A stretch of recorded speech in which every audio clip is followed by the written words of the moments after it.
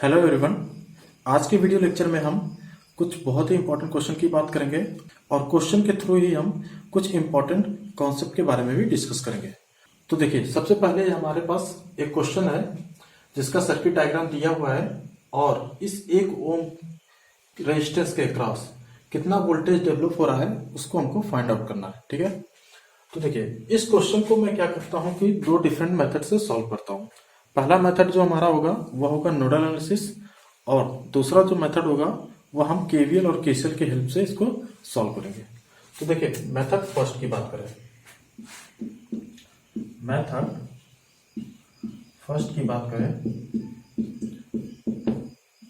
तो method first में हम क्या कर रहे हैं कि नोडल एनालिसिस को यूज कर रहे हैं। ठीक है, तो नोडल इक्वेशन लिखने के लिए हमें क्या चाहिए, प्रिंसिपल नोड चाहिए। ठीक है, तो यहाँ पे दो प्रिंसिपल नोड दिख रहे हैं आपके, ए प्रिंसिपल नोड दिख रहा है और एक दूसरा आपका क्या दिख रहा है, बी पॉइंट दिख रहा है। ठीक है ना।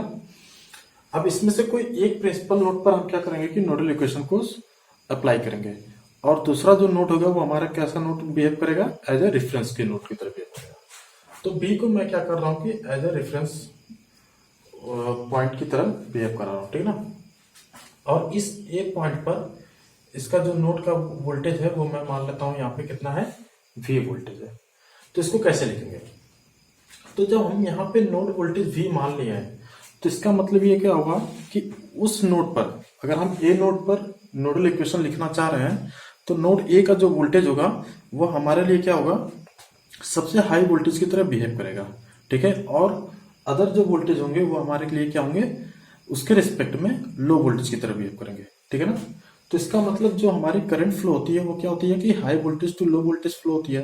तो इसका मतलब ये होगा कि इस नोड से जितने भी ब्रांचेस कनेक्टेड है उस ब्रांच में करंट फ्लो हो रही है, ऐसा हम मान सकते हैं। ठीक है, तो देखो, इस नोड से एक ये ब्रांच आपकी कनेक्टेड है जिसमें एक वोल्टेज सोर्स और 1 ओम का रेजिस्टेंस लगा हुआ है और ये 1 ओम का रेजिस्टेंस लगा हुआ है। ठीक है, और दूसरी ब्रांच, तीसरी ब्रांच क्या है हमारी, 2 ओम का रेजिस्टेंस लगा हुआ है और सीरीज में क्या लगा हुआ है, एक करंट सोर्स लगा हुआ है।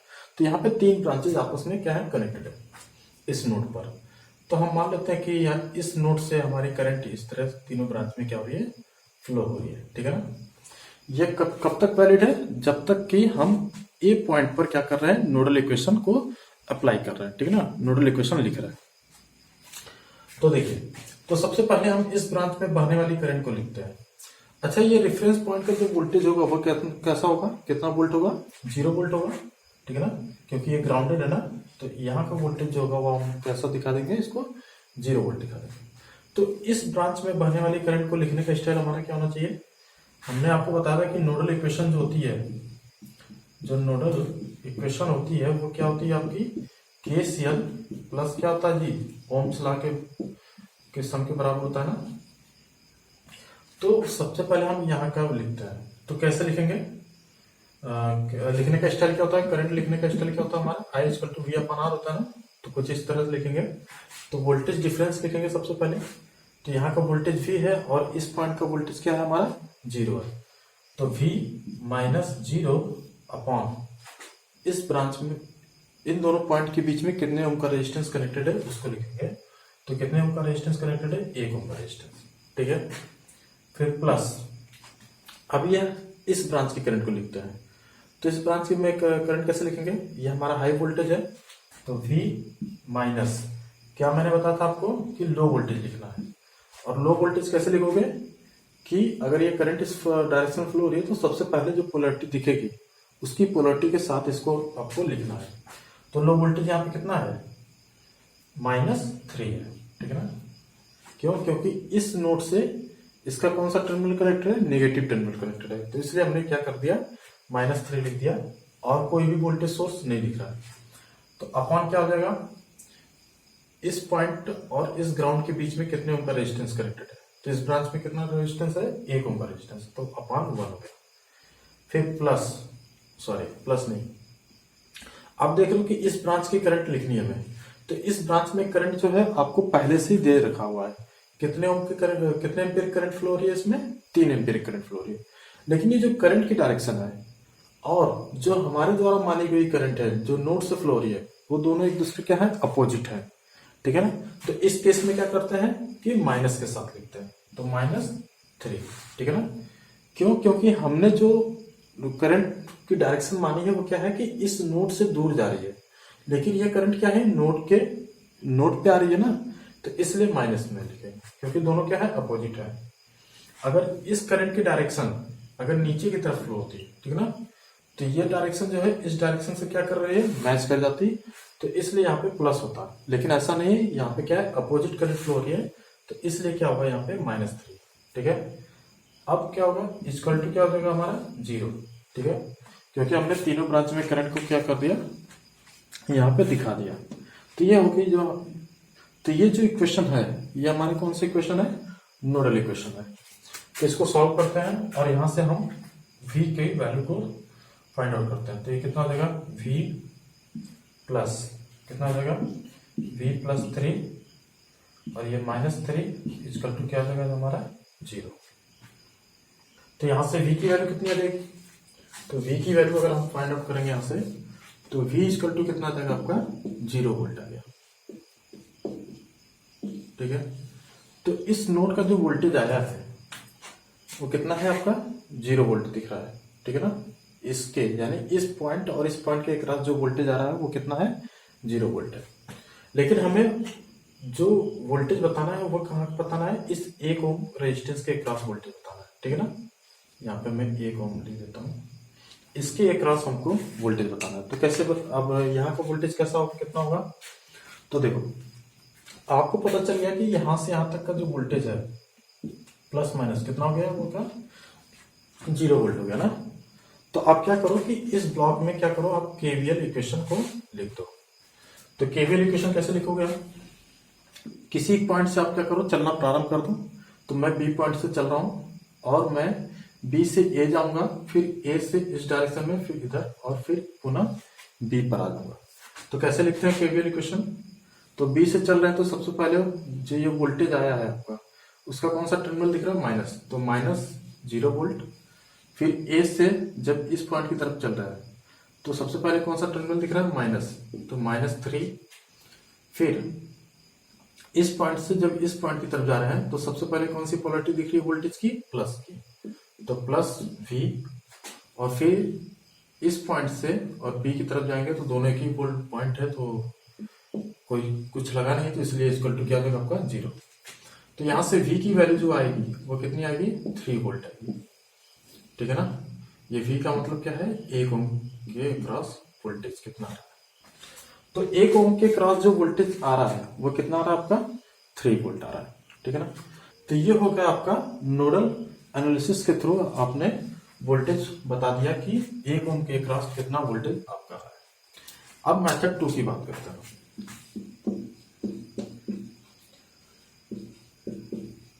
मेथड सेकंड की बात करते हैं, जिसको हम सॉल्व करने वाले हैं केवीएल और केसीएल के हेल्प से, ठीक है ना। तो इस फिगर को मैं थोड़ा सा रफ करता हूं और इसको मैं केवीएल और केसीएल के अकॉर्डिंग बनाता हूं। तो देखिए 3 एम्पियर की करंट जो है वह इस पॉइंट पे आ रही है, ठीक है ना। इसका मैं नाम दे देता हूं ए पॉइंट। तो ए पॉइंट पे क्या है, 3 एम्पियर की करंट आ रही है। तो यहां तक आपका क्या हो गया, 3 एम्पियर करंट आ रही है। क्यों, क्योंकि सीरीज में करंट क्या होती है, सेम होती है ना। तो इस 2 ओम से होते हुए यहाँ पे 3 एम्पियर की करंट यहाँ तक फ्लो हुई। अब 3 एम्पियर की करंट को यहाँ पे 2 पाथ दिख रहे हैं फ्लो होने के लिए, ठीक है ना। तो मान लेते हैं कि इस वाले पाथ में I1 करंट फ्लो हो रही है और इस वाले पाथ में I2 करंट फ्लो हो रही है। तो अगर हम नोड ए पर, एट नोड ए की बात करें, एट नोड ए पर हम क्या करते हैं, केसीएल को अप्लाई करते हैं।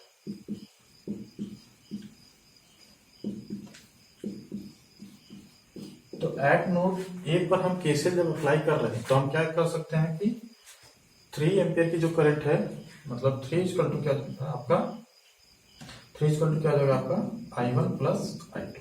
ये इक्वेशन 1 बन गया, ठीक है। अब इस छोटे वाले बॉक्स में हम क्या करते हैं, फिर से केवीएल अप्लाई करते हैं, ठीक है ना। तो अप्लाई केवीएल,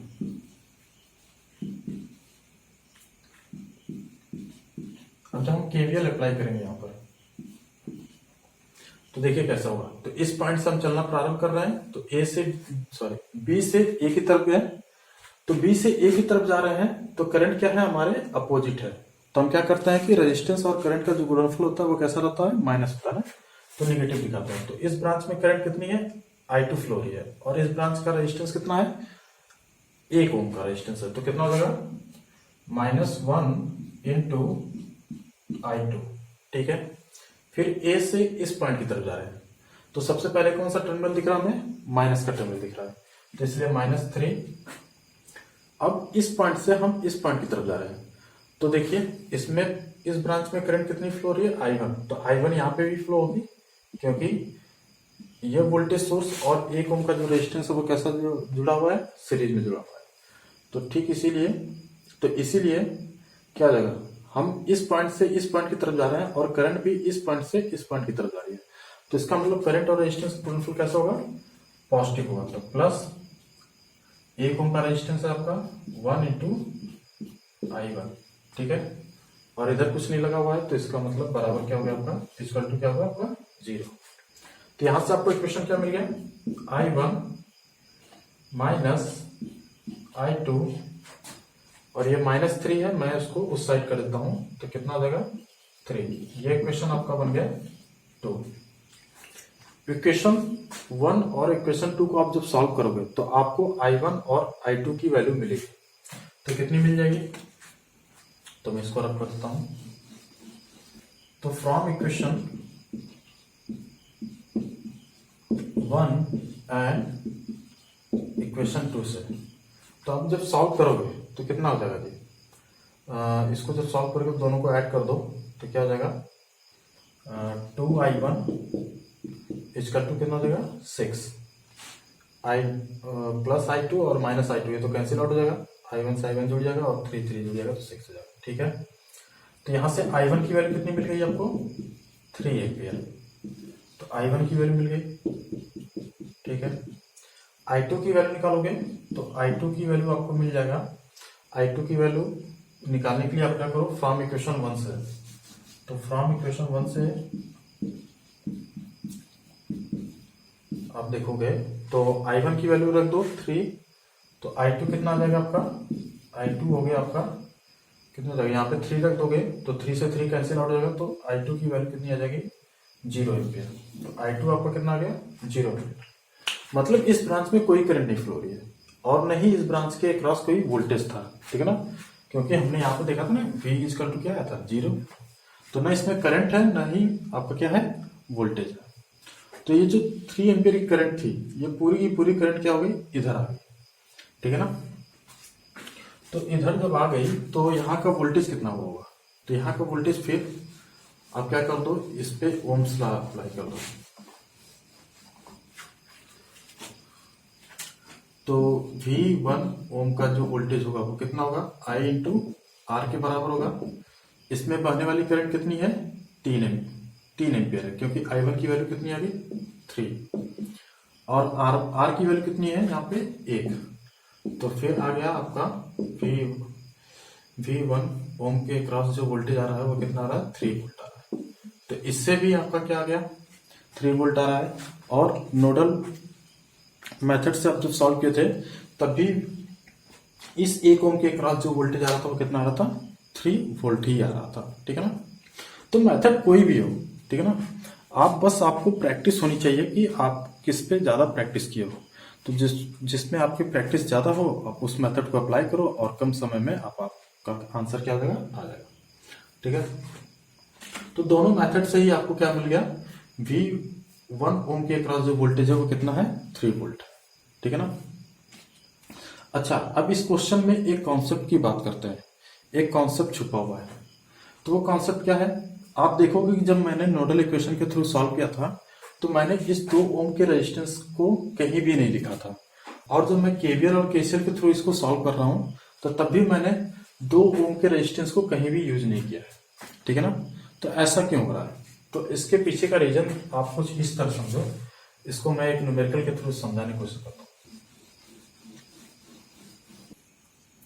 हाँ, तो देखिए अभी जो मैंने नोडल एनालिसिस और केवीएल और केसीएल के हेल्प से जो मैंने सॉल्व किया था दोनों मेथड में, उन दोनों मेथड में मैंने 2 ओम का जो आपका रेजिस्टेंस है उसको मैंने कहीं यूज नहीं किया था, ठीक है।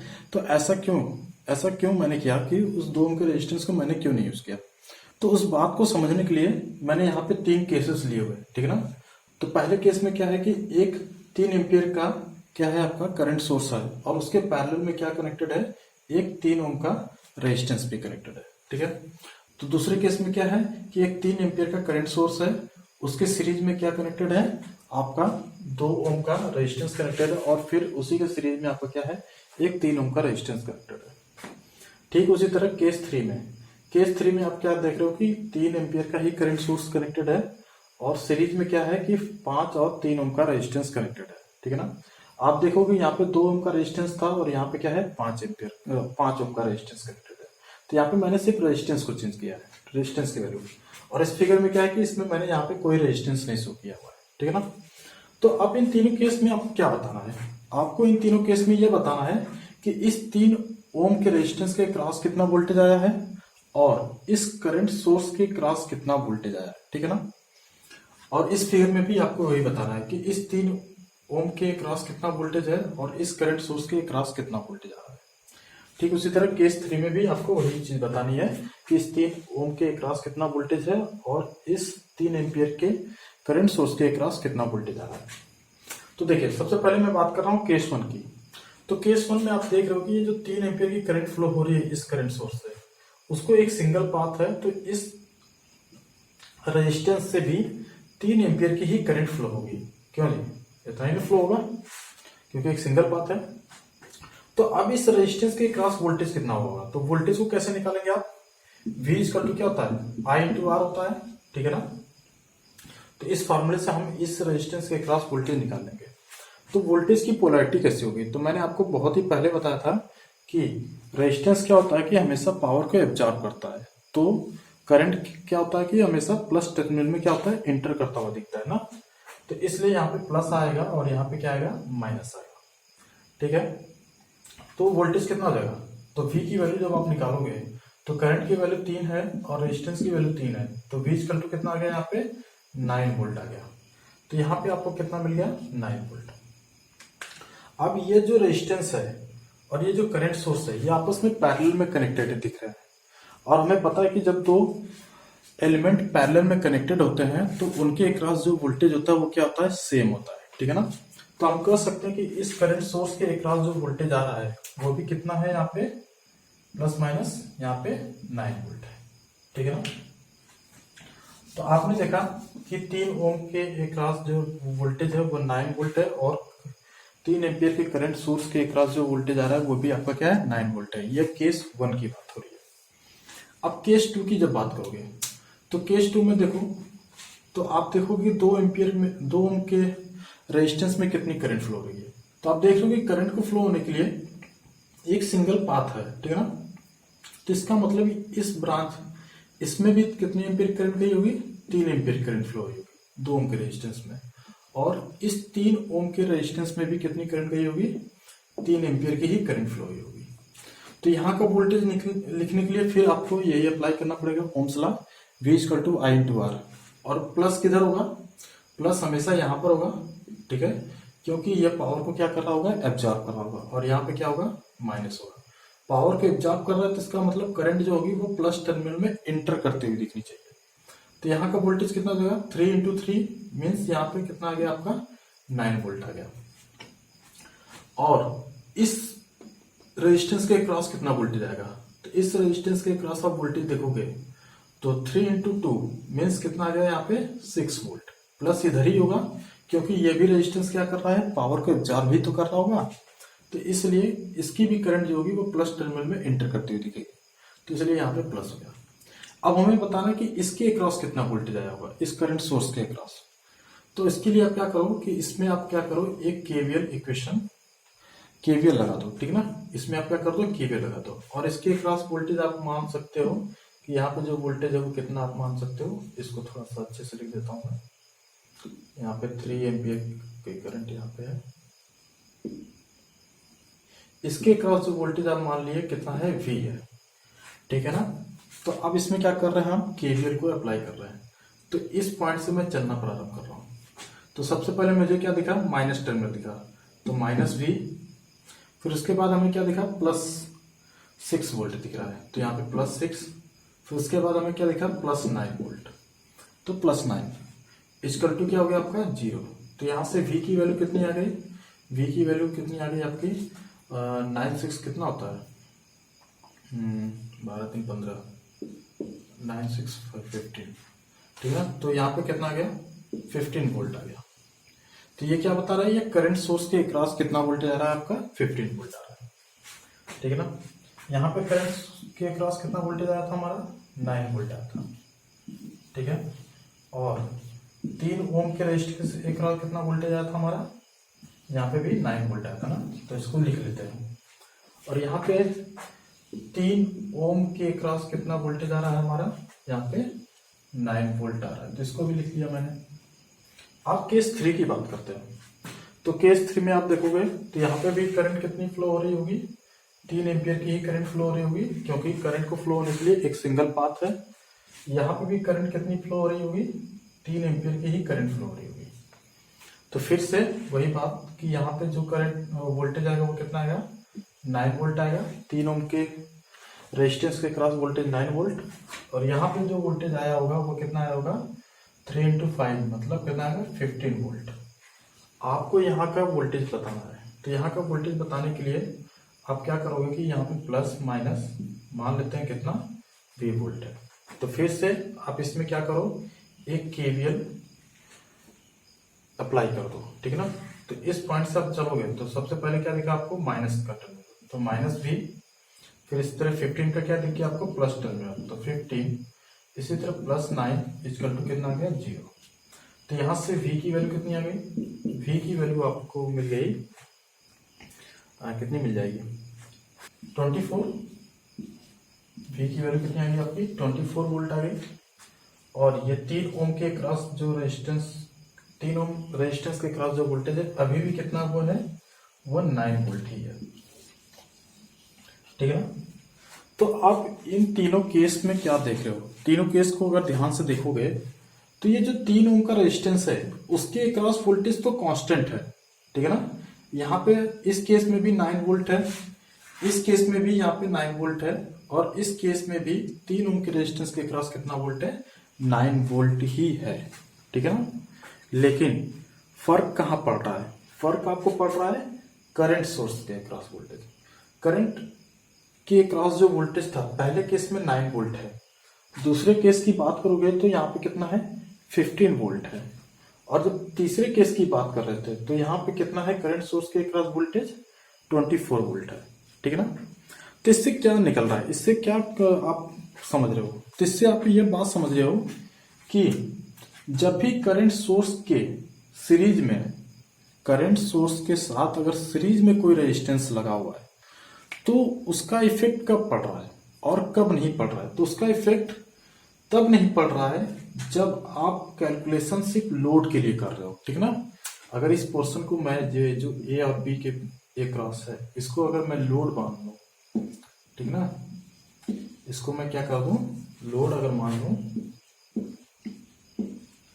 तो जब मैं लोड के लिए कैलकुलेशन कर रहा था, जब मैं लोड के लिए कैलकुलेशन कर रहा था, यहां पे भी देखो इसको अगर मैं लोड मान लूं, और यहाँ पे भी अगर मैं इस वाले फिगर को, यहाँ पे इस पोर्शन को मैं क्या कर देता हूँ लोड दे देता हूँ, ठीक है, लोड बोल देता हूँ। तो जब मैं लोड के लिए कैलकुलेशन कर रहा था, ठीक है ना, तो जब मैं लोड के लिए कैलकुलेशन कर रहा था तो करंट सोर्स के साथ सीरीज में अगर कोई रेजिस्टेंस लगा है तो उसका कोई मतलब नहीं है, ठीक है ना, क्योंकि तीनों केस में हम देख रहे हैं कि इसके क्रॉस वोल्टेज क्या है आपका कांस्टेंट है, 9 वोल्ट ही तो आ रहा है ना। लेकिन इस रेजिस्टेंस का इफेक्ट कब पड़ रहा है, इस रेजिस्टेंस का इफेक्ट तब पड़ रहा है जब आप कैलकुलेशन करंट सोर्स के लिए कर रहे हो। किसके लिए कर रहे हो, करंट सोर्स के लिए, ठीक है ना। तो इसका मतलब यहां से हम एक पॉइंट नोट कर सकते हैं कि अगर करंट सोर्स के साथ कोई रेजिस्टेंस सीरीज में लगा हुआ है तो उसका इफेक्ट तभी होगा जब हम कैलकुलेशन किसके लिए कर रहे होंगे, करंट सोर्स के लिए कर रहे होंगे, ठीक है ना, मतलब सोर्स के लिए कर रहे होंगे। और उसका इफेक्ट तब नहीं होगा जब हम कैलकुलेशन लोड के लिए कर रहे होंगे, ठीक है ना।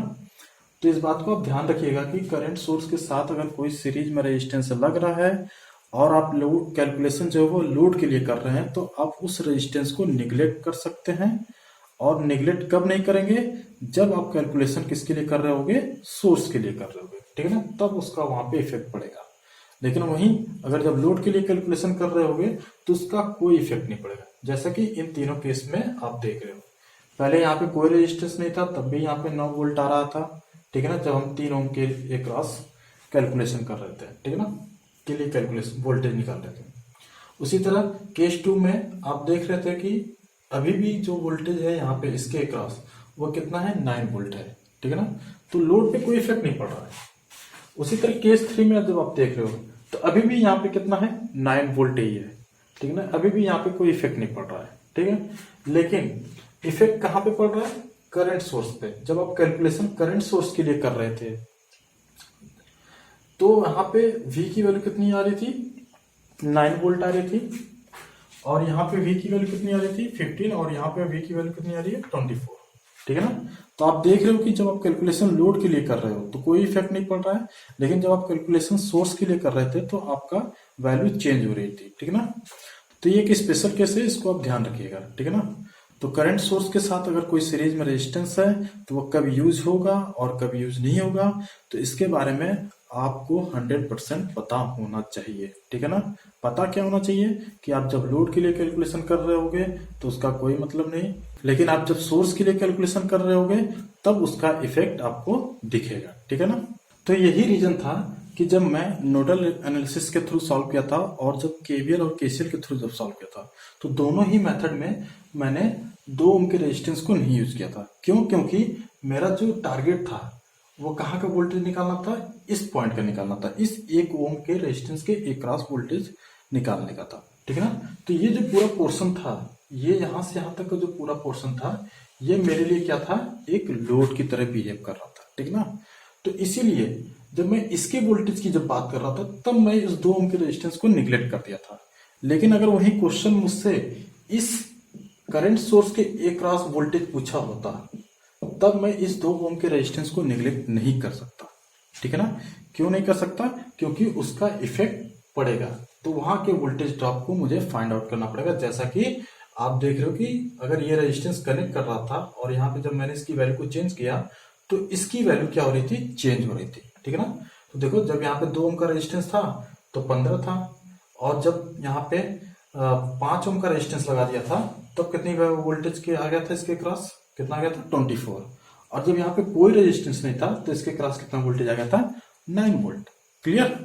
तो आपको 100% क्लियर होना चाहिए कि आपको 100% क्लियर होना चाहिए कि करंट सोर्स के साथ अगर रेजिस्टेंस लगा हुआ है सीरीज में वो भी, तो आपको वहां पे देखना चाहिए कि आप कैलकुलेशन किसके लिए कर रहे हो। अगर लोड के लिए कर रहे होगे तो आप उस रेजिस्टेंस को निगलेक्ट कर सकते हो, लेकिन अगर आप वही कैलकुलेशन करंट सोर्स के लिए कर रहे होगे, ठीक है ना, तब आप उस रेजिस्टेंस को निगलेक्ट नहीं कर सकते, ठीक है ना। तब वहां पे वो रेजिस्टेंस जो वो अपना रोल क्या करेगा? प्ले करेगा, ठीक है ना। तो इस बात को आप एकदम कॉपी पे नोट कर लेना, ओके।